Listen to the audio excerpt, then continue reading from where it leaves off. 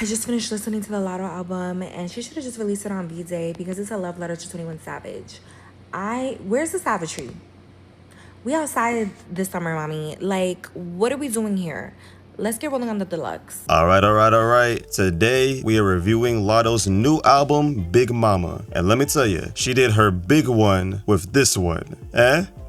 Whatever, y'all are lame. Anyways, grab some popcorn, get a honey bun, and let's get started. First things first, we got the cover. Now, compared to her last cover, it ain't all that, but it's still pretty good. I think it does a great job of capturing the energy of this album. Very much a mix between soft girl and boss bitch. Just like the album itself, it's nothing to cry home to, but it still does its job. So with all that being said, I give it a 6. Next up, we got the production. Now, compared to Sugar Honey Iced Tea, the production is kind of a step down in my opinion. That doesn't mean it's bad though. I'm just saying there's no beats on here you're gonna cry home to. You know, there's no devil in the new dress type production on this shit. But you know, a lot of artists with a new album try going completely left and trying a whole new sound that they've never done before, which usually backfires on them because, you know, like half of the time when an artist tries something new, it sounds like shit. All that to say, I like how Latto didn't stray from the sound she had on Sugar Honey Iced Tea. It's not a copy and paste situation. It's more of a taking something you've already done and just improving on it and trying it again. So basically a Drake. She pulled a Drake. So the production was fine, the performances make up for it. With that being said, let's get to the first problem I have with this album. The sequencing is kinda shit. Before I started working on this video, I watched her interview with Apple Music and she talked about how the sequencing was intentional. So with that being said, I can appreciate that she actually took some consideration into the sequencing, but at the same time, it's kind of shit. Like, let me get my main problem out of the way.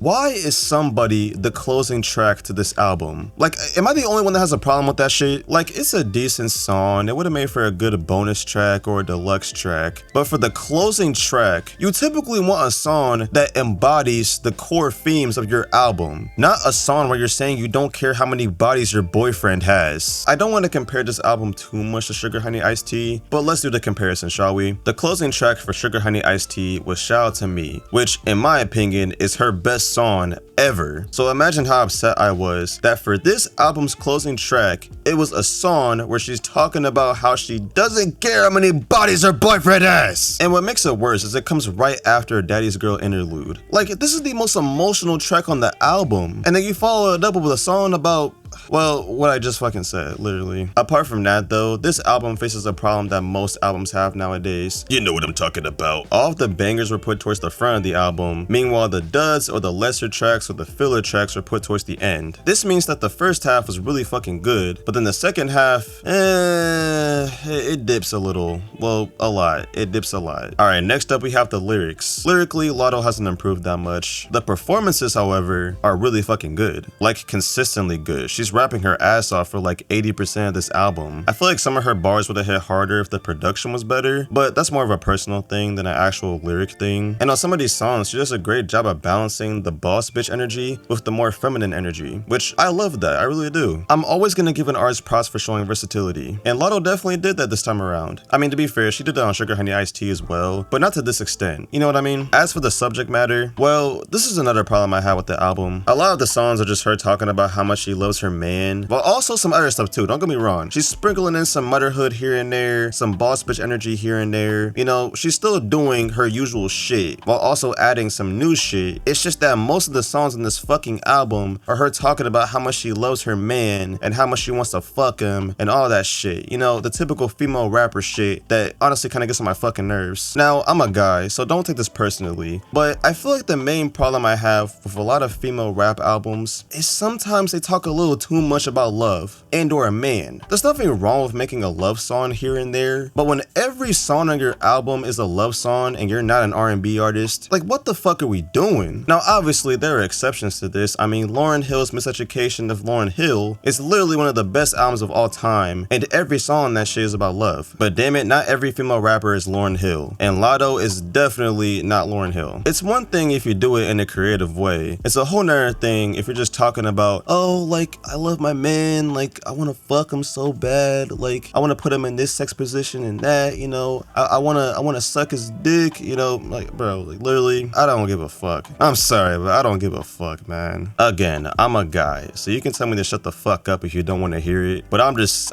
speaking my mind here, all right? We're having fun here, right? Right? No? Maybe? hopefully. And last but not least, we have the features. As usual, Sexy Red wins the award for worst feature on the album with her verse on Need Love Too. For the record, I don't hate Sexy Red. I understand her appeal to people, you know, I like her personality, but with that being said, her features are fucking dog shit. And this one is no better. It was doomed from the minute she started singing. Like, I was literally on my way home having to listen to this shit in the car. I put my hands over my ears so fucking fast with that Superman meme, like, oh my god, turn this shit off. Numbers 7 and 6 are gonna go to Wizkid and O'Deal. They're not bad artists, don't get me wrong. It's just Anxious was probably my least favorite song on this album. If y'all liked it, then good for you. But me personally, it just wasn't my cup of tea. Number 5, we have Tiana Taylor. You know, I love me some Tiana Taylor. Amazing job on the hook. It's too bad the rest of the song just wasn't up there though. Number 4, we got Mariah the Scientist. Now, I have been critical of Mariah singing in the past, but I will say, she actually did a good job with this feature. She didn't overdo it like she usually does. She just did her thing and got the fuck out.